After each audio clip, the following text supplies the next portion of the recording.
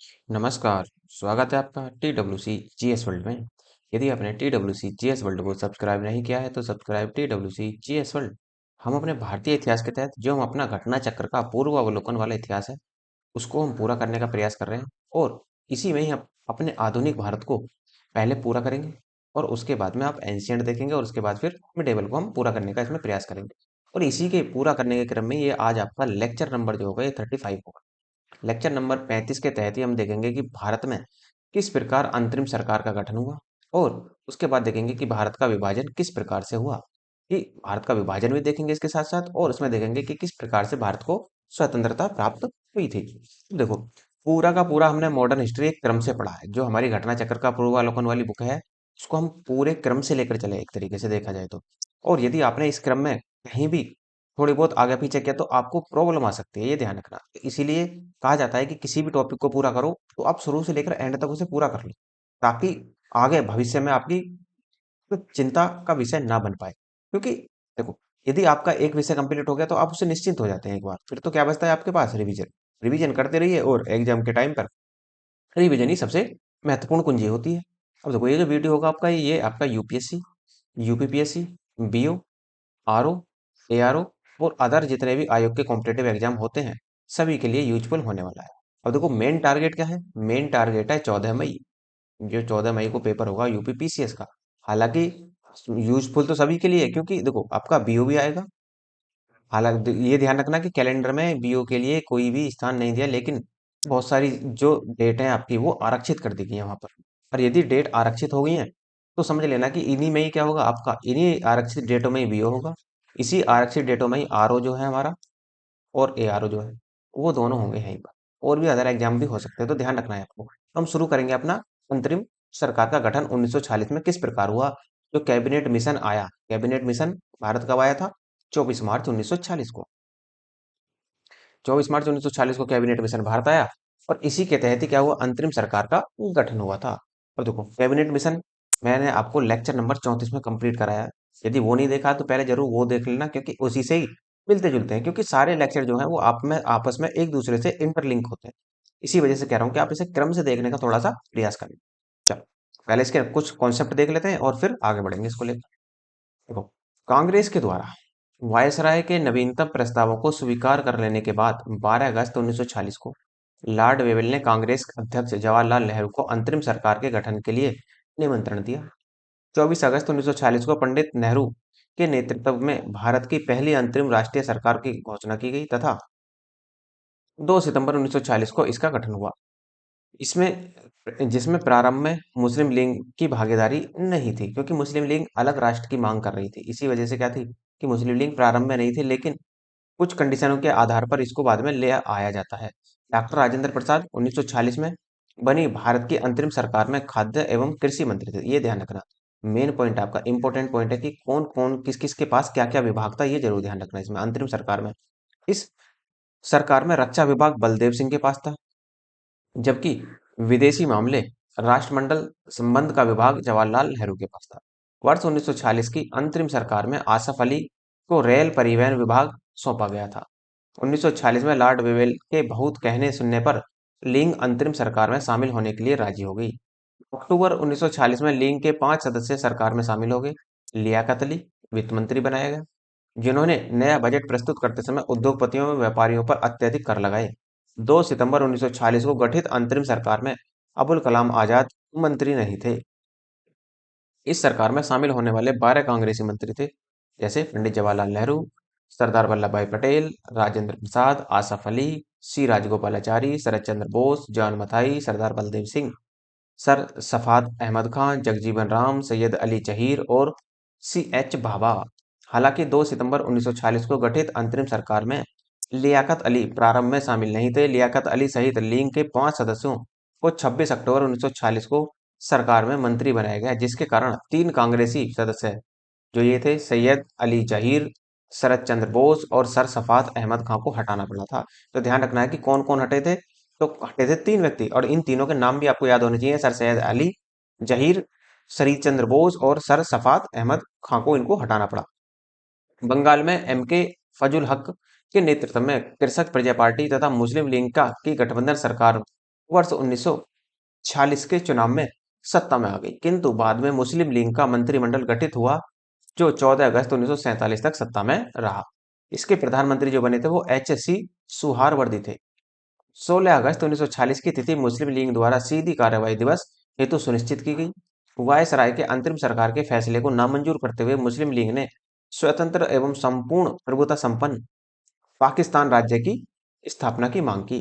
तो तिथि को दंगे फैलाने तथा आतंक का माहौल बनाकर यह प्रदर्शित करना था कि हिंदू और मुस्लिम एक साथ नहीं रह सकते। इस कार्यवाही में नोवाखोली का दंगा प्रमुख केंद्र रहा था। अब देखो ये तो इसका थोड़ा सा कॉन्सेप्ट हो जाता है। यदि आपको इसे और डिटेल के साथ पढ़ना है, डिटेल के साथ पढ़ने के लिए मैंने आपको यूट्यूब पर कंप्लीट हिस्ट्री विद कॉन्सेप्ट पढ़ा रखी है सिविल सर्विस के हिसाब से।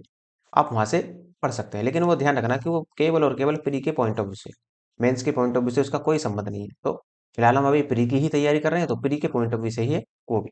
अब इसके जरा क्वेश्चन देख लेते हैं, देखो क्या कहते हैं क्वेश्चन।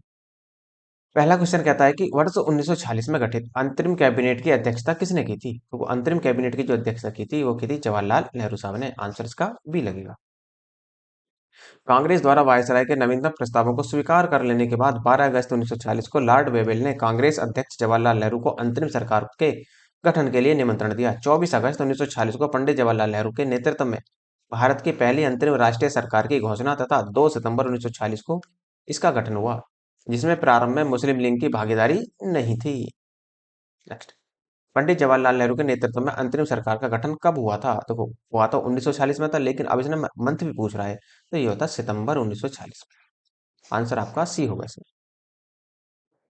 जवाहरलाल नेहरू के अधीन एक अंतरिम सरकार का गठन कब हुआ था? वही सितंबर 1940 में आपका। तो आंसर आपका सी होगा। 1940 में बनी अंतरिम सरकार डॉक्टर राजेंद्र प्रसाद के पास कौन सा विभाग था? ये था आपका खाद्य और कृषि मामला। रक्षा मामला किसके पास था? बलदेव सिंह के पास। और विदेशी और राष्ट्रमंडल जो संबंध से मामले जो थे वो जवाहरलाल नेहरू के पास थे।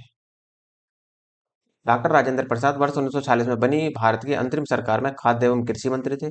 इस सरकार में रक्षा विभाग जो था वो बलदेव सिंह के पास था, जबकि विदेशी मामले तथा राष्ट्रमंडल संबंध का विभाग जवाहरलाल नेहरू के पास था। अंतरिम सरकार 1940 में रेल मंत्री का कार्य कौन देखता था? तो को रेल मंत्री जो बने थे वो बने थे आसफ अली। बलदेव सिंह के पास वही रक्षा मंत्रालय, आप जानते ही। अंतरिम सरकार में आसफ अली को रेल परिवहन विभाग सौंपा गया था। नेक्स्ट, जब 1946 में भारतीय मुस्लिम लीग को अंतरिम सरकार में सम्मिलित किया गया, तब लियाकत अली खां जो विभाग दिया गया था वह था। तो लियाकत अली खां को जो विभाग मिला था वो वित्त विभाग मिला था। आंसर आपका सी होगा। इन्होंने तो इसी वजह से तो बजट पेश किया और व्यापारियों पर अधिक से अधिक कर लगाया था इन्होंने। 1946 में लॉर्ड वेवेल के बहुत कहने सुनने पर लीग अंतरिम सरकार में शामिल होने के लिए राजी हो गई। अक्टूबर 1946 में लीग के 5 सदस्य सरकार में शामिल हो गए। लियाकत अली वित्त मंत्री बनाया गया, जिन्होंने नया बजट प्रस्तुत करते समय उद्योगपतियों और व्यापारियों पर अत्यधिक कर लगाए थे। निम्नलिखित में से कौन नेहरू की अंतरिम सरकार में 1946 में वित्त मंत्री था? तो लियाकत अली वित्त मंत्री बने थे। आंसर आपका सी होगा। निम्नलिखित में से कौन अंतरिम सरकार का सदस्य नहीं था? देखो कौन अंतरिम सरकार का सदस्य नहीं था? तो बी आर अम्बेडकर साहब ही अंतरिम सरकार के सदस्य नहीं थे। जवाहरलाल नेहरू थे, इनके पास विदेशी और राष्ट्रमंडल था। बलदेव सिंह के पास क्या था? बलदेव सिंह के पास जो था वो रक्षा विभाग था। 2 सितंबर 1940 को पंडित जवाहरलाल नेहरू के नेतृत्व में अंतरिम सरकार की स्थापना हुई। कैबिनेट मिशन योजना के तहत अंतरिम सरकार की घोषणा 24 अगस्त 1946 को की गई थी। लीग के अंतरिम सरकार में शामिल होने के बाद इसमें Pandit Jawaharlal Nehru, Sardar Vallabh Bhai Patel, Rajendra Prasad, Asaf Ali, John Mathai, Jagjivan Ram, Sardar Baldev Singh, Ghazanfar Ali Khan, Liaquat Ali, Abdul Rab Nishtar, Ibrahim Ismail Chundrigar, C Rajagopalachari, doctor C H Bhabha शामिल थे। इसमें वे विधि मंत्री लीग द्वारा नामित जोगेंद्र नाथ मंडल थे। इसमें लीग के 5 सदस्य कांग्रेस के सदस्य जैसे शरद चंद्र बोस, सफात अहमद खां और सैयद अली जहीर के स्थान पर शामिल किए गए थे, जबकि बी आर अम्बेडकर इसमें शामिल नहीं थे। नेक्स्ट, निम्नलिखित में से कौन सितंबर 2 को 1946 में गठित अंतरिम सरकार में मंत्री नहीं थे? देखो जवाहरलाल नेहरू थे, लियाकत अली भी थे और राजेंद्र प्रसाद भी थे, क्योंकि देखो अबुल कलाम आजाद नहीं थे। देखो जवाहरलाल नेहरू क्यों थे? क्योंकि इनके पास विदेशी मामले थे और राष्ट्रमंडल थे। लियाकत अली के पास वित्त मंत्रालय था और राजेंद्र प्रसाद के पास कृषि और खाद्य मंत्रालय था। तो इसलिए आंसर क्या बनेगा? सी बनेगा इसमें। 2 सितंबर 1946 को गठित अंतरिम सरकार में अबुल कलाम आजाद मंत्री नहीं थे। इस प्रकार शामिल होने वाले 12 कांग्रेसी मंत्री थे: पंडित जवाहरलाल नेहरू, सरदार वल्लभ भाई पटेल, राजेंद्र प्रसाद, अरुणा आसफ अली, राजगोपालाचारी, शरद चंद्र बोस, डॉक्टर जान मथाई, सरदार बलदेव सिंह, शरफात अहमद खान, जगजीवन राम, सैयद अली जहीर, सी भाभा। हालांकि 2 सितंबर 1940 को गठित अंतरिम सरकार में लियाकत अली प्रारंभ में शामिल नहीं थे। लियाकत अली सहित 5 सदस्यों को 26 अक्टूबर 1940 को सरकार में मंत्री बनाया गया, जिसके कारण 3 कांग्रेसी सदस्यों सैयद अली जहीर, शरद चंद्र बोस और शरफत अहमद को हटाना पड़ा था। नेक्स्ट, 1940 के चुनाव के पश्चात मुस्लिम लीग ने किस प्रांत में अपनी सरकार बनाई थी? तो ये बनाई थी बंगाल में। मुस्लिम लीग ने अपनी जो सरकार बनाई वो बंगाल में बनाई थी। कैसे? देखो, बंगाल में ए के फजल हक के नेतृत्व में कृषक प्रजा पार्टी तथा मुस्लिम लीग की गठबंधन सरकार वर्ष 1940 के चुनाव में सत्ता में आई, किंतु बाद में मुस्लिम लीग का मंत्रिमंडल गठित हुआ, जो 14 अगस्त 1947 तक सत्ता में रहा। इसके प्रधानमंत्री एच सी सोहरावर्दी थे। नेक्स्ट, निम्नलिखित में से कौन सी तिथि मुस्लिम लीग ने सीधी कार्रवाई दिवस हेतु सुनिश्चित की थी? देखो, ये सुनिश्चित की थी आपकी 16 अगस्त 1940 की तिथि। कैसे? देखो, 16 अगस्त 1940 की तिथि मुस्लिम लीग द्वारा सीधी कार्रवाई दिवस हेतु सुनिश्चित की गई थी। वायसराय के अंतरिम सरकार के फैसले को नामंजूर करते हुए मुस्लिम लीग ने स्वतंत्र एवं संपूर्ण प्रभुता संपन्न पाकिस्तान राज्य की स्थापना की मांग की। उक्त तिथि को दंगे फैलाने एवं आतंक का माहौल बनाकर यह प्रदर्शित करना था कि हिंदू और मुसलमान एक साथ नहीं रह सकते। इस कार्रवाई में नोआखोली का दंगा प्रमुख केंद्र रहा था। जो नोआखोली में दंगे हुए थे, जो नोआखोली था, इस दंगों में प्रमुख केंद्र रहा था। तो देखो, ये तो हो जाता है आपका पीछे अंतरिम सरकार का गठन। अब हम देखेंगे कि भारत का विभाजन किस प्रकार से हुआ और भारत को स्वतंत्रता जो मिली वो किस प्रकार से मिली। भारत का जो स्वतंत्रता दिवस है वो कब मनाया जाता है, पाकिस्तान का स्वतंत्रता दिवस कब मनाया जाता है, भारत का तो जानते ही भली भांति। तो भारत का तो 15 अगस्त को।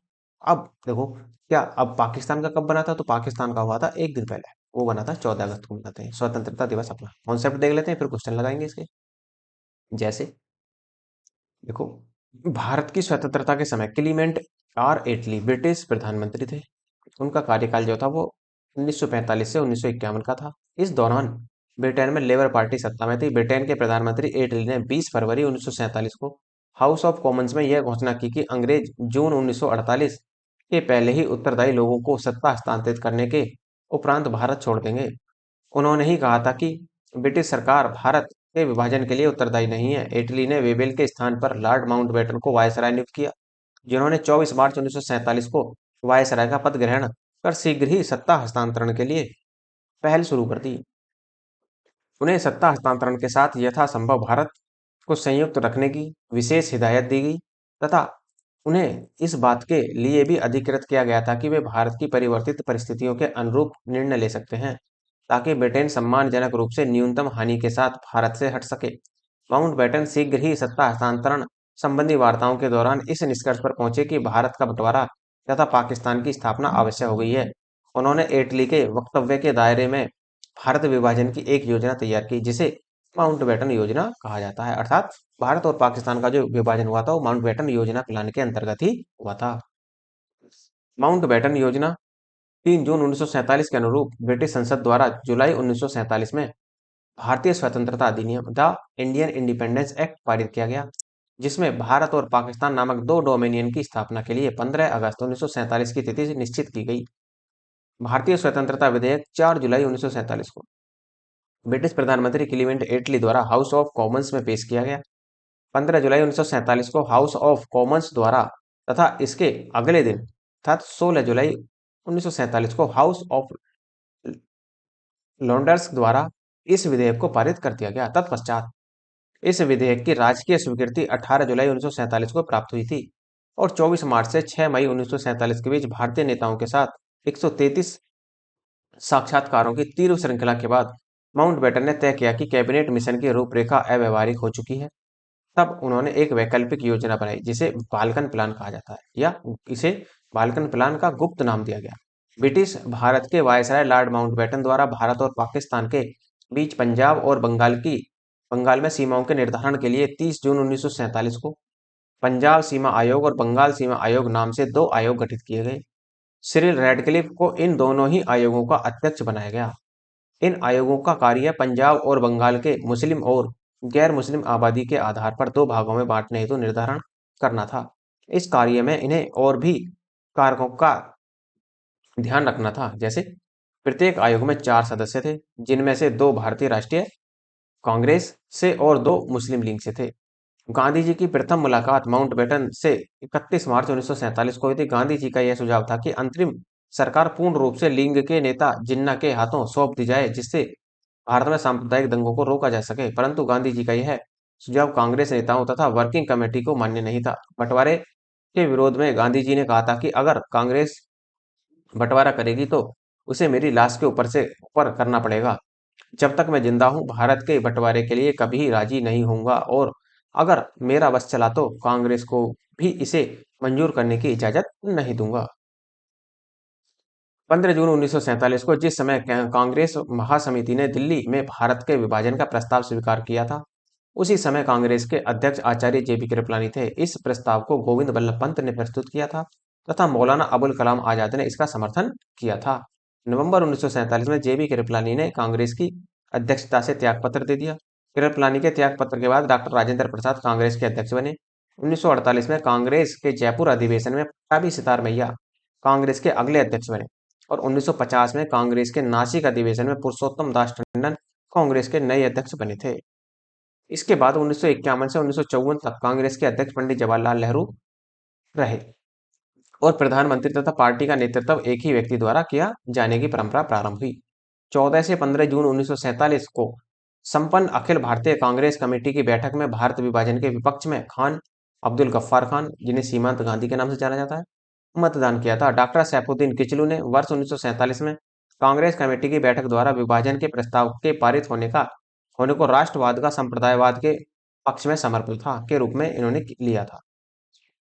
पंजाब प्रांतीय कांग्रेस कमेटी के अध्यक्ष डॉक्टर किचलू विभाजन के प्रबल विरोधी थे। भारत की स्वतंत्रता के बाद इन्होंने स्वयं को कांग्रेस पार्टी से पृथक कर लिया और भारतीय कम्युनिस्ट पार्टी से जुड़ गए। 14 या 15 अगस्त 1947 की मध्य रात्रि को अंतरिम संसद के रूप में संविधान सभा ने सत्ता ग्रहण की नियत दिन से, और जब तक दोनों डोमिनियन की संविधान सभाएं नए संविधान की रचना न कर लें और उनके अधीन नए विधानमंडल गठित न हो जाएं, तब तक संविधान सभा को ही अपने डोमिनियन के केंद्रीय विधानमंडल के रूप में कार्य करना था। 14 अगस्त की मध्य रात्रि को भारतीय संघ की संविधान सभा की बैठक हुई।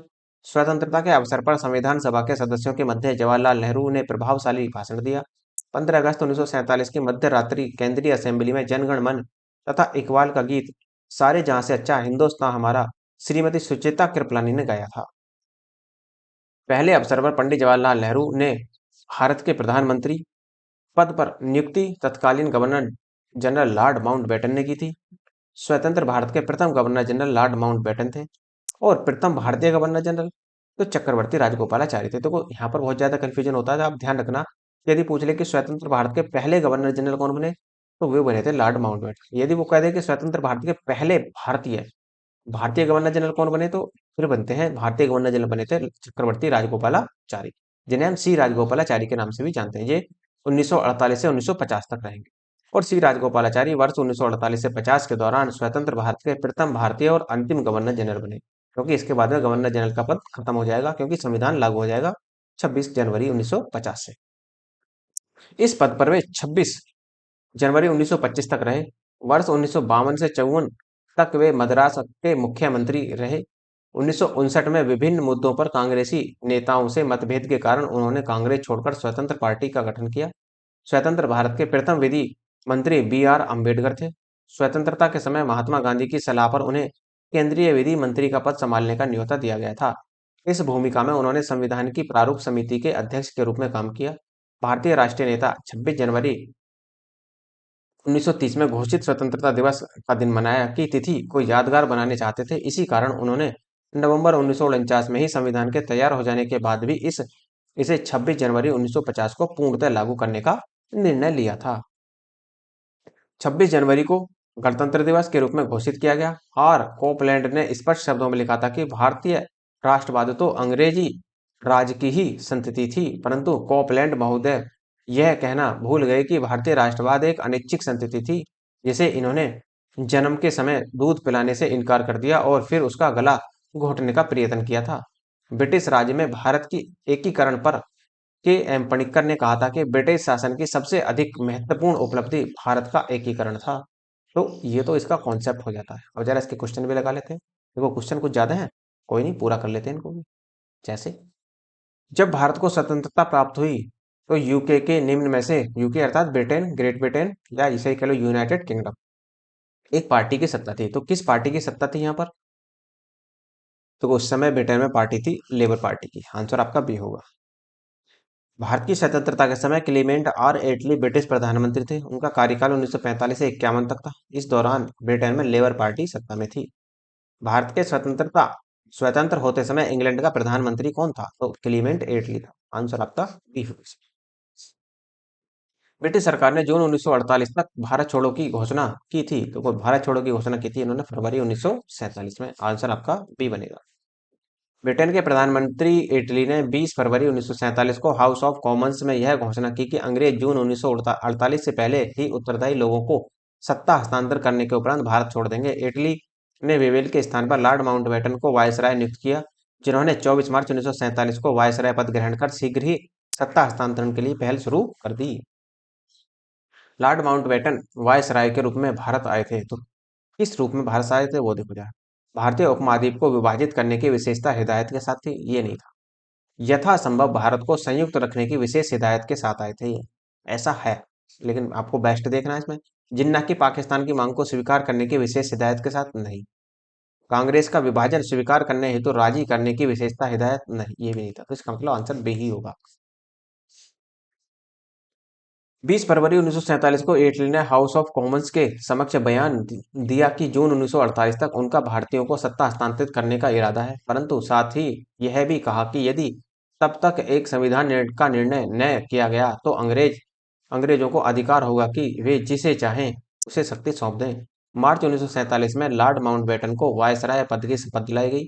उनका कार्य भारत से ब्रिटिश शक्ति को समेटना था। उन्होंने उन्हें सत्ता के हस्तांतरण के साथ यथासंभव भारत को संयुक्त रखने की विशेष हिदायत दी गई थी। तथापि उन्हें इस बात के लिए भी अधिकृत किया गया था कि वे भारत की परिवर्तित परिस्थितियों के अनुरूप निर्णय ले सकते हैं, ताकि ब्रिटेन सम्मानजनक रूप से न्यूनतम हानि के साथ भारत से हट सके। माउंटबेटन शीघ्र ही सत्ता हस्तांतरण संबंधी वार्ताओं के दौरान इस निष्कर्ष पर पहुंचे कि भारत का बंटवारा तथा पाकिस्तान की स्थापना आवश्यक हो गई है। नेक्स्ट क्वेश्चन, कौन सी योजना भारतीय स्वतंत्रता का आधार बनी थी? देखो कौन सी योजना बनी थी, तो लॉर्ड माउंटबेटन योजना के तहत ही भारत और पाकिस्तान का विभाजन हुआ था। माउंटबेटन योजना 15 अगस्त 1947 को भारतीयों को सत्ता सौंपने का दिन निर्धारित किया गया। लगभग 2 माह चली वार्ताओं के बाद माउंटबेटन इस निष्कर्ष पर पहुंचे कि विभाजन ही एकमात्र विकल्प है। अतः उन्होंने इटली के वक्तव्य के दायरे में भारत विभाजन की एक योजना तैयार की, जिसे माउंटबेटन योजना के नाम से जाना जाता है। माउंटबेटन योजना आधार बनी थी किसका? देखो किसका आधार बनी थी यदि हम देखें, तो ब्रिटिश शासन की निरंतरता का नहीं, सत्ता हस्तांतरण का हाँ ये था, देश के विभाजन का हाँ ये भी बना था, तो सांप्रदायिक समस्याओं के समाधान का नहीं। इसका मतलब इसके आंसर दो निकल सकते हैं। देखो बी और सी इसके दो आंसर हो सकते हैं। भारतीय स्वतंत्रता अधिनियम ब्रिटिश संसद द्वारा पारित किया गया था। देखो कब पारित हुआ था? ये हुआ था जुलाई 1947 में। आंसर बी होगा। माउंटबेटन योजना जो 3 जुलाई 1947 के अनुरूप ब्रिटिश संसद द्वारा जुलाई 1947 में पारित भारतीय स्वतंत्रता अधिनियम पारित किया गया, जिसमें भारत और पाकिस्तान नामक दो डोमिनियन की स्थापना के लिए 15 अगस्त 1947 की तिथि निश्चित की गई थी। ये अधिनियम 18 जुलाई 1947 से प्रभावी हुआ था। नेक्स्ट, भारतीय स्वतंत्रता अधिनियम 1947 प्रभावी हुआ था। तो कब प्रभावी हुआ था? तो ये हुआ था 18 जुलाई को 1947 को। सी आंसर लगेगा इसका।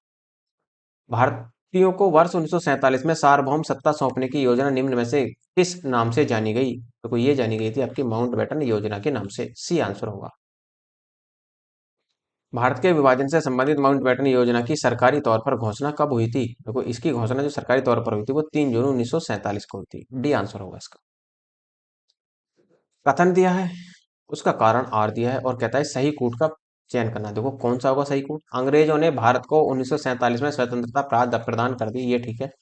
अंग्रेज द्वितीय विश्व युद्ध में निर्बल हो चुके थे, ये भी ठीक है। क्योंकि स्वतंत्रता प्रदान क्योंकि दूसरे विश्व युद्ध में अंग्रेज जीत तो गए, युद्ध जीत तो गए थे, लेकिन ये बहुत ही ज्यादा कमजोर हो चुके थे, क्योंकि बहुत ही ज्यादा धन और माल की वहां पर हानि हुई थी। इसलिए कथन और कारण दोनों ही सही है। आंसर ए होगा। कथन और मतलब कथन ए और कारण आर दोनों ही सही है, आर ए की सही व्याख्या है। देखो, अंग्रेज द्वितीय विश्व युद्ध में निर्बल हो चुके थे। क्रिप्स ने हाउस ऑफ कॉमन्स में कहा था कि एक विकल्प यह था कि भारत में भारी दमन चक्र चलाना और भारत में अनेक वर्षों तक ब्रिटिश फौजों को तैनात रखने के लिए तैयार रहना, जिसका कि निश्चय ही इस देश ब्रिटेन के लोग अनुमति नहीं देंगे, क्योंकि हमारे पास पहले ही जनशक्ति की कमी है, जैसा कि हम सब जानते हैं। फिर से कथन ए दिया है और कारण आर है उसका, और कहता है कि सही वक्तव्य छांटना है आपको। देखो, स्वतंत्र भारत में ब्रिटेन की प्रभुसत्ता बनी रही, क्या ये ठीक है? स्वतंत्र भारत में ब्रिटेन की प्रभुसत्ता कहाँ बनी रही? ये तो गलत ही है आपका। स्वतंत्र भारत के गवर्नर जनरल की नियुक्ति ब्रिटेन के प्रभुता संपन्न शासक ने की थी, ये भी नहीं है आपका, ये भी दोनों ही गलत है। नहीं, सॉरी, दोनों गलत नहीं है। स्वतंत्र भारत के गवर्नर जनरल की नियुक्ति ब्रिटेन के प्रभुता संपन्न शासक ने की थी, हाँ ये ठीक। भाई लॉर्ड माउंटबेटन की जो भेजे थे बनकर, वो वहीं से तो आए थे सीधे, ब्रिटेन से। ये आपका ठीक है, इसका मतलब डी बनेगा, ए गलत है और आर सही है। ब्रिटिश संसद में 4 जुलाई 1947 को भारतीय स्वतंत्रता अधिनियम प्रस्तावित किया गया, जो 18 जुलाई 1947 को स्वीकृत किया गया। इसके अनुसार 15 अगस्त 1947 से ब्रिटिश सरकार के ब्रिटिश भारत की सरकार के प्रति कोई जिम्मेदारी नहीं रहेगी। उल्लेखनीय है कि स्वतंत्र भारत के गवर्नर जनरल लॉर्ड माउंटबेटन की नियुक्ति मूलतः ब्रिटिश सरकार द्वारा ही की गई थी। नेक्स्ट, भारतीय स्वाधीनता विधेयक को राजकीय स्वीकृति प्राप्त हुई थी, तो कब हुई थी इसको? 18 जुलाई 1947 को राजकीय स्वीकृति इसको प्राप्त हुई थी। भारतीय स्वतंत्रता विधेयक 4 जुलाई 1947 को ब्रिटिश प्रधानमंत्री क्लीमेंट एटली द्वारा हाउस ऑफ कॉमन्स में पेश किया गया था। 15 जुलाई 1947 को हाउस ऑफ कॉमन्स के द्वारा तथा इसके अगले दिन अर्थात 16 जुलाई 1947 को हाउस ऑफ लॉर्ड्स द्वारा विधेयक को पारित कर दिया गया। तत्पश्चात इस विधेयक को राजकीय स्वीकृति 18 जुलाई 1947 को प्राप्त हुई थी।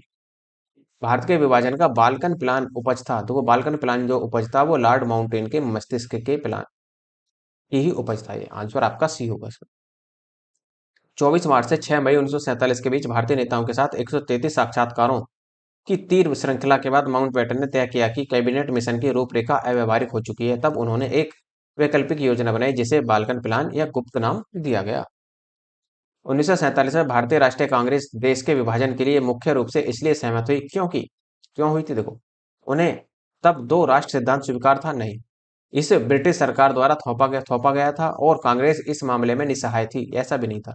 वे बड़े पैमाने पर संभावित सांप्रदायिक दंगों को बचाना चाहते थे। यही आपका आंसर होगा, क्योंकि यदि विभाजन ना होता तब भी और ज्यादा दंगे होते, लेकिन दंगे तो देखो विभाजन के दौरान भी हुए। लॉर्ड माउंटबेटन ने वर्ष 1947 में लॉर्ड वेवेल के स्थान पर वायसराय नियुक्त हुए। उन्होंने 3 जून 1947 की घोषणा में भारत के बंटवारे की बात की। कांग्रेस देश के विभाजन पर इसलिए सहमत हुई कि वे बड़े पैमाने पर संभावित सांप्रदायिक दंगों को बचाना चाहती थी। जैसा कि सरदार वल्लभ भाई पटेल ने कहा था कि मैंने यह अनुभव किया है कि हम भारत का विभाजन नहीं स्वीकार करते तो भारत छोटे छोटे टुकड़ों में बट जाएगा और पूर्णतः नष्ट हो जाएगा। हमें एक नहीं कई पाकिस्तान मिलते, और हमारे तो प्रत्येक कार्यकाल में ही पाकिस्तान पोस्ट बना होता है। फिर से देखो, कथन ए दिया है, कारण आर है, और सही उत्तर का चयन करना है आपको इसमें। जैसे भारतीय राष्ट्रीय कांग्रेस ने माउंटबेटन योजना को स्वीकार किया था, बिल्कुल स्वीकार किया था, ये आपका ठीक है। वह द्विराष्ट्र सिद्धांत को मानती थी, नहीं द्विराष्ट्र सिद्धांत को नहीं मानती थी, इसलिए यह क्या होगा? ए सही है और आर इसका गलत होगा। भारतीय राष्ट्रीय कांग्रेस ने माउंटबेटन योजना को स्वीकार किया, इसलिए नहीं कि वह द्विराष्ट्र को मानती थी, बल्कि इसलिए कि सांप्रदायिक दंगों को के बढ़ते खतरों से निपटने का एक विकल्प था। भारत के विभाजन के विकल्प के रूप में गांधी जी ने माउंटबेटन योजना सुझाया था कि क्या सुझाया था गांधी जी ने? देखो, स्वतंत्रता प्रदान करने के कार्यों को स्थगित करें, नहीं जिन्ना को सरकार बनाने के लिए आमंत्रित करें। यही आपका आंसर होगा इसमें, बी आंसर लगे। गांधी जी की प्रथम मुलाकात माउंटबेटन से 31 मार्च 1947 को ही गांधी जी का यह सुझाव था कि अंतरिम सरकार पूर्ण रूप से लीग के नेता जिन्ना के हाथों में सौंप दी जाए, जिससे भारत में सांप्रदायिक दंगों को रोका जा सके। परंतु गांधी जी का यह सुझाव कांग्रेस के नेता तथा वर्किंग कमेटी को अन्य मान्य नहीं था। बंटवारे के विरोध में गांधी जी ने कहा था कि अगर कांग्रेस बंटवारा करेगी तो उसे मेरी लाश के ऊपर से करना हो पड़ेगा। जब तक मैं जिंदा हूं, भारत के बंटवारे के लिए कभी राजी नहीं होऊंगा, और अगर वश चला तो कांग्रेस को भी इसे मंजूर करने की इजाजत नहीं दूंगा। रेड क्लिफ समिति किस लिए नियुक्त की गई थी? देखो, रेड क्लिफ समिति भारत और पाकिस्तान की सीमा का निर्धारण करने के लिए नियुक्त की गई थी। और इसमें देख लो, देखो भारत और पाकिस्तान के बीच सीमाओं के निर्धारण के लिए की गई थी। नेक्स्ट आपका, ब्रिटिश भारत के वायसराय लॉर्ड माउंटबेटन द्वारा भारत और पाकिस्तान के बीच पंजाब और बंगाल की सीमाओं के निर्धारण के लिए 30 जून 1947 को पंजाब सीमा आयोग और बंगाल सीमा आयोग के नाम से दो आयोग गठित किए गए। श्री रेडक्लिफ को इन दोनों ही आयोगों का अध्यक्ष बनाया गया था। इन आयोगों का कार्य पंजाब और बंगाल के मुस्लिम और गैर मुस्लिम आबादी के आधार पर दो भागों में बांटने हेतु सीमा निर्धारण करना था। इस कार्य में इन्हें और भी कारकों का ध्यान रखना था। प्रत्येक आयोग ने 4 सदस्य थे, जिनमें से 2 भारतीय राष्ट्रीय कांग्रेस से और 2 मुस्लिम लीग से थे। भारतीय भारत विभाजन के संदर्भ में 1947 में नियुक्त सीमा आयोगों की अध्यक्षता किसने की थी? तो ये की थी आपकी सर रेडक्लिफ ने। आंसर आपका सी बी होगा, सॉरी। रेडक्लिफ रेखा 17 अगस्त 1947 को भारत विभाजन के बाद भारत और पाकिस्तान के बीच सीमा बन गई। सर सिरिल रेडक्लिफ की अध्यक्षता में सीमा आयोग द्वारा रेखा निर्धारण किया गया, जो 88 मिलियन लोगों के बीच, अर्थात ये कह लो कि 4,50,000 वर्ग किलोमीटर क्षेत्र को न्यायोचित रूप से विभाजित करने के लिए अधिकृत थे। भारत के विभाजन को टालने का अंतरिम अवसर समाप्त हो गया था। कब कब समाप्त हो गया था? तो कैबिनेट मिशन को अस्वीकार करने के साथ ही। आंसर इसमें आपका सी बनेगा। 16 मई 1946 को कैबिनेट मिशन ने अपने प्रस्तावों की घोषणा की, जिसमें अन्य बातों के साथ मुस्लिम लीग की पाकिस्तान की मांग को ठुकरा दिया गया, किंतु मुस्लिम लीग ने 6 जून 1946 को कैबिनेट मिशन स्वीकार कर ली थी। 29 जुलाई 1946 को अपनी स्वीकृति वापस ले ली। फलतः भारत के विभाजन को टालने का अंतिम अवसर भी समाप्त हो गया था। 15 जून 1947 को कांग्रेस के दिल्ली अधिवेशन में भारत के विभाजन का प्रस्ताव स्वीकार किया। इस अधिवेशन के अध्यक्ष थे, देखो इस अधिवेशन के जो अध्यक्ष थे वो जेबी कृपलानी साहब थे। आंसर आपका सी होगा इसमें। 15 जून 1947 को जिस समय कांग्रेस महासमिति ने दिल्ली में भारत के विभाजन का प्रस्ताव स्वीकृत किया, उस समय कांग्रेस के अध्यक्ष आचार्य जेबी कृपलानी थे। इस प्रस्ताव को गोविंद वल्लभ पंत ने प्रस्तुत किया था। इसका समर्थन मौलाना आजाद ने किया था, जो पहले विभाजन के विरोधी थे। सरदार पटेल और जवाहरलाल नेहरू ने इसका भी समर्थन किया। नवंबर 1947 में जेबी कृपलानी ने कांग्रेस के अध्यक्षता से त्यागपत्र दे दिया। कृपलानी के त्यागपत्र के बाद डॉक्टर राजेंद्र प्रसाद कांग्रेस के अध्यक्ष बने। 1948 में कांग्रेस के जयपुर अधिवेशन में पट्टाभी सिद्धारमैया कांग्रेस के अगले अध्यक्ष बने थे। वर्ष 1950 में कांग्रेस के नासिक अधिवेशन में पुरुषोत्तम दास टंडन कांग्रेस के नए अध्यक्ष बने। इसके बाद 1951 से 1954 तक कांग्रेस अध्यक्ष पद में पंडित जवाहरलाल नेहरू रहे और प्रधानमंत्री तथा पार्टी का नेतृत्व एक ही व्यक्ति द्वारा किया जाने की परंपरा प्रारंभ हो गई। नेक्स्ट, 1947 में भारतीय राष्ट्रीय कांग्रेस के दिल्ली अधिवेशन की अध्यक्षता किसने की थी? तो दिल्ली अधिवेशन की अध्यक्षता जेबी कृपलानी साहब ने की थी। ए आंसर होगा। नई दिल्ली में 1947 में आयोजित अखिल भारतीय कांग्रेस समिति की बैठक निम्नलिखित में से किसने विभाजन के प्रस्ताव का समर्थन किया था? देखो विभाजन का प्रस्ताव का समर्थन किया था अब्दुल कलाम आजाद साहब ने। यही आंसर होगा इसमें। 3 जून 1947 की विभाजन योजना की पुष्टि के लिए अखिल भारतीय कांग्रेस समिति की 14 जून 1947 को हुई बैठक में गोविंद वल्लभ पंत ने भारतीय विभाजन का प्रस्ताव प्रस्तुत किया और मौलाना अबुल कलाम आजाद ने उसका समर्थन किया था। निम्नलिखित में से किसने 1947 के कांग्रेस कमेटी के बैठक द्वारा विभाजन के प्रस्ताव को पारित होने को राष्ट्रवाद का संप्रदायवाद के पक्ष में समर्पण के रूप में लिया गया था? तो ये कहा था डॉक्टर किचलू ने। आंसर ए होगा। सैफुद्दीन किचलू 1947 में कांग्रेस कमेटी की बैठक द्वारा विभाजन के प्रस्ताव में पारित होने को राष्ट्रवाद का संप्रदाय के वाद के पक्ष में समर्पण के रूप में लिया। पंजाब प्रांतीय कांग्रेस कमेटी के अध्यक्ष डॉक्टर सैफुद्दीन किचलू विभाजन के प्रबल विरोधी थे। भारत की स्वतंत्रता के बाद उन्होंने स्वयं को कांग्रेस पार्टी से पृथक कर लिया और भारतीय कम्युनिस्ट पार्टी से जुड़ गए थे। अखिल भारतीय कांग्रेस कमेटी की 14 से 15 जून 1947 को संपन्न हुई बैठक में भारत विभाजन के विपक्ष में किसने मतदान किया था? देखो ये किया था खान अब्दुल गफ्फार खान ने। जब मतदान हुआ तो विभाजन के विपक्ष में मतदान किया था खान अब्दुल गफ्फार खान साहब ने। 14 से 15 जून 1947 को संपन्न अखिल भारतीय कांग्रेस कमेटी की बैठक में भारत विभाजन के विपक्ष में खान अब्दुल गफ्फार खान, अर्थात जिन्हें सीमांत गांधी के नाम से भी जाना जाता है, के साथ ही डॉक्टर सैफुद्दीन किचलू, पुरुषोत्तम दास टंडन इत्यादि ने भी मतदान किया था। भारत विभाजन का प्रस्ताव गोविंद वल्लभ पंत ने पेश किया। इस प्रस्ताव का समर्थन अबुल कलाम आजाद ने किया, जो पहले विभाजन के विरोधी थे। पंडित तथा पटेल और नेहरू ने भी प्रस्ताव का समर्थन किया था। 14-15 अगस्त 1947 के मध्य रात्रि को अंतरिम संसद के रूप में किसने सत्ता ग्रहण की थी? देखो सत्ता ग्रहण की थी संविधान सभा ने। आंसर आपका बी होगा। 14-15 अगस्त को 1947 की मध्य रात्रि को अंतरिम संसद के रूप में संविधान सभा ने सत्ता ग्रहण की। नियत दिन से और जब तक दोनों डोमिनियन की संविधान सभाएं नए संविधान की रचना न कर लें और उनके अधीन एक नए विधानमंडल गठित न हो जाएं, तब तक संविधान सभा को ही अपने डोमिनियन के केंद्रीय विधानमंडल के रूप में कार्य करना था। और 14-15 अगस्त की मध्य रात्रि को भारतीय संघ की संविधान सभा की बैठक हुई। स्वतंत्रता के अवसर पर संविधान सभा के सदस्यों के मध्य जवाहरलाल नेहरू ने प्रभावशाली भाषण दिया था। 14-15 अगस्त 1947 की मध्य रात्रि को केंद्रीय असेंबली में इकबाल का गीत हिंदुस्तान हमारा सारे जहां से अच्छा हिंदुस्तान हमारा जनगण मन किसने गाया था? तो ये गाया था सुचेता कृपलानी ने। आंसर आपका सी होगा इसमें। 14-15 अगस्त 1947 की मध्य रात्रि को केंद्रीय असेंबली में जनगण मन तथा इकबाल का गीत सारे जहां से अच्छा हिंदुस्तान हमारा श्रीमती सुचेता कृपलानी ने गाया था। नेक्स्ट, पहले अवसर पर भारत के प्रधानमंत्री की नियुक्ति की गई थी। तो पहले अवसर पर जो भारत के प्रधानमंत्री की नियुक्ति की थी, जब गवर्नर जनरल ने की थी, अर्थात माउंट बैटन ने की थी। पहले अवसर पर पंडित जवाहरलाल नेहरू की भारत के प्रधानमंत्री पद पर नियुक्ति तत्कालीन गवर्नर जनरल लॉर्ड माउंटबेटन ने की थी। नेक्स्ट, स्वतंत्र भारत के प्रथम गवर्नर जनरल कौन थे? देखो, स्वतंत्र भारत के प्रथम गवर्नर जनरल जो बनेंगे वो लॉर्ड माउंटबेटन। यदि वो कहते हैं कि स्वतंत्र भारत के प्रथम भारतीय गवर्नर जनरल, तो फिर राजगोपालाचारी आंसर लगेगी, लेकिन फिलहाल इसका आंसर डी होगा। स्वतंत्र भारत के प्रथम गवर्नर जनरल लॉर्ड माउंटबेटन और प्रथम भारतीय गवर्नर जनरल चक्रवर्ती सी राजगोपालाचारी होंगे। नेक्स्ट, निम्नांकित में से कौन स्वतंत्र भारत का प्रथम गवर्नर जनरल था? तो ये थे लॉर्ड माउंटबेटन। आंसर ए होगा। स्वतंत्र भारत का अंतिम गवर्नर जनरल कौन था? तो स्वतंत्र भारत का अंतिम गवर्नर जनरल जो थे वो सी राजगोपालाचारी थे, जो 1948 से 1950 तक रहे थे। सी राजगोपालाचारी 1948 से 50 के दौरान स्वतंत्र भारत के प्रथम भारतीय और अंतिम गवर्नर जनरल थे। इस पद पर वे 26 जनवरी 1950 तक रहे। 1952 से 1954 तक वे मद्रास के मुख्यमंत्री रहे। वर्ष 1959 में विभिन्न मुद्दों पर कांग्रेसी नेताओं से मतभेद के कारण उन्होंने कांग्रेस छोड़कर स्वतंत्र पार्टी का गठन किया था।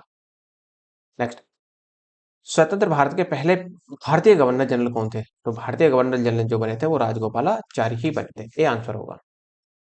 भारत के प्रथम एवं अंतिम भारतीय गवर्नर जनरल कौन थे? तो प्रथम और अंतिम गवर्नर जनरल जो बने थे वो राजगोपालाचारी ही होंगे। आंसर आपका सी होगा।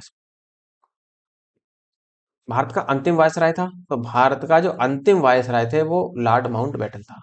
ध्यान रख, भारत के अंतिम ब्रिटिश वायसराय लॉर्ड माउंटबेटन थे। उन्होंने 24 मार्च 1947 को कार्यभार संभाला और 3 जून 1947 को भारत विभाजन योजना प्रस्तुत की थी। स्वतंत्र भारत के प्रथम विधि मंत्री कौन थे? तो विधि मंत्री बने थे बी आर अम्बेडकर साहब। बी आंसर होगा। स्वतंत्र भारत के प्रथम विधि मंत्री बी आर अम्बेडकर थे। स्वतंत्रता के समय गांधी की सलाह पर उन्हें केंद्रीय विधि मंत्री का पद संभालने का न्योता दिया गया था। इस भूमिका में उन्होंने संविधान की प्रारूप समिति के अध्यक्ष के रूप में काम किया था। बिल्कुल प्रारंभ से भारत के राष्ट्रपति के पद पर आसीन व्यक्तियों का निम्नांकित में से कौन सा सही क्रम होगा? देखो, ध्यान रखना है आपको कि अब कुछ राष्ट्रपति आपको यदि यहाँ पर याद होंगे तो आप इसका आंसर दे सकते हैं, नहीं तो बड़ी दिक्कत खड़ी हो जाएगी, क्योंकि ऐसा मान लो ये पोस्ट इंडिपेंडेंट हिस्ट्री का सवाल है। अब देखो, कौन सबसे पहले ये बताओ कि सबसे पहले कार्यभार किसने संभाला था? सबसे पहले राष्ट्रपति बने थे राजेंद्र प्रसाद। तो इसको तो यहाँ से हटाओ, ए को भी और सी को भी हटा दो यहाँ से। तो राजेंद्र प्रसाद बने, यहाँ भी राजेंद्र प्रसाद। उसके बाद में राजेंद्र प्रसाद के बाद में कौन बने? एस राधा कृष्णन बने थे। यहाँ भी राधा कृष्णन है और यहाँ भी राधा कृष्णन है। ठीक, उसके बाद में कौन बने? उसके बाद में बने थे जाकिर हुसैन साहब। तो पीवी गिरी नहीं आएगा, ये भी आपका हटा है। तो आंसर लगेगा आपका डी। कैसे? राजेंद्र प्रसाद भारत के पहले राष्ट्रपति जो 1950 से 1962 तक रहे। फिर उसके बाद में एस राधाकृष्णन 1962 से 67 तक रहे। जाकिर हुसैन 67 से 69 तक रहे। और वीवी गिरी जो थे वो 1969 से 74 तक राष्ट्रपति रहे थे। लॉर्ड माउंटबेटन की अध्यक्षता में बनी विभाजन परिषद में भारतीय राष्ट्रीय कांग्रेस का प्रतिनिधित्व किसने किया था? तो कांग्रेस का प्रतिनिधित्व किसने किया था? देखो, अबुल कलाम आजाद ने नहीं, जवाहरलाल नेहरू ने किया था। हाँ, सरदार पटेल ने भी किया था, राजेंद्र प्रसाद ने नहीं किया था। इसका मतलब 2 और 3 आंसर लिखेगा। लॉर्ड माउंटबेटन की अध्यक्षता में बनी विभाजन परिषद में भारतीय राष्ट्रीय कांग्रेस की ओर से जवाहरलाल नेहरू और सरदार पटेल सम्मिलित हुए थे। इसके परिणाम स्वरूप लॉर्ड माउंटबेटन ने 3 जून को अपनी योजना प्रस्तुत की थी। माउंटबेटन योजना 3 जून 1947 को निम्नलिखित में से किस प्रांत में लोकार्पण या निर्णार्थ स्तुति की गई थी? तो ये की गई थी आपकी सिंध में भी, बलूचिस्तान में भी, उत्तर पश्चिमी सीमा प्रांत में। तो डी आंसर होगा आपका इसमें। माउंटबेटन योजना जो 3 जून 1947 के अनुसार पंजाब और बंगाल की प्रांतीय सभाओं की बैठक दो भागों में होनी थी। एक मुस्लिम बहुसंख्यक भाग और दूसरा शेष प्रांत में प्रतिनिधियों का। प्रांतीय सभाओं के ये दोनों भाग पृथक पृथक बैठकें करके यह निश्चित करेंगे कि प्रांतों का बंटवारा ही नहीं होगा। यदि किसी एक भाग का साधारण बहुमत बंटवारे के पक्ष में मत देता है तो बंटवारे का प्रबंध किया जाएगा।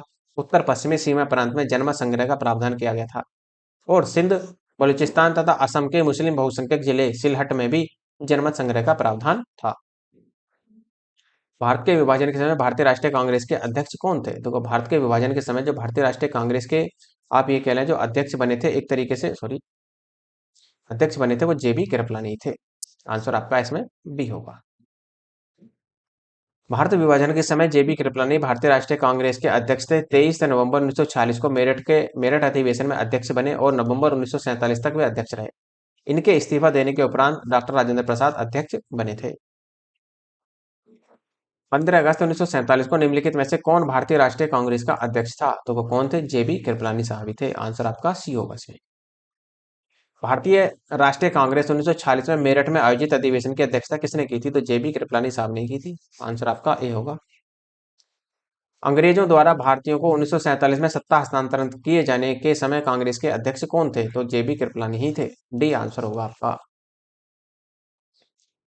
अगस्त 1947 में स्वतंत्रता दिवस के समारोह में निम्नलिखित में से कौन सा नेता कहीं भी सम्मिलित नहीं हुआ था? तो ये था आपका महात्मा गांधी का।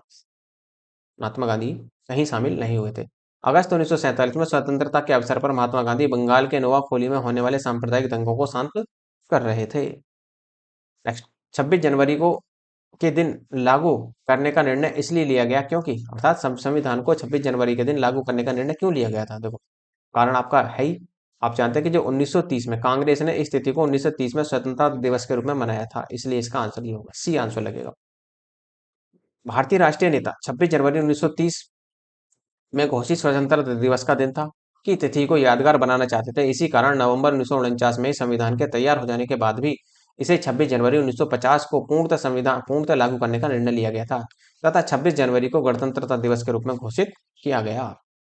भारतीय राष्ट्रवाद ब्रिटिश राज का शिशु था, यह कथन किसका है? देखो, किसका है ये कथन है? आर कॉपलैंड का। बी आंसर होगा।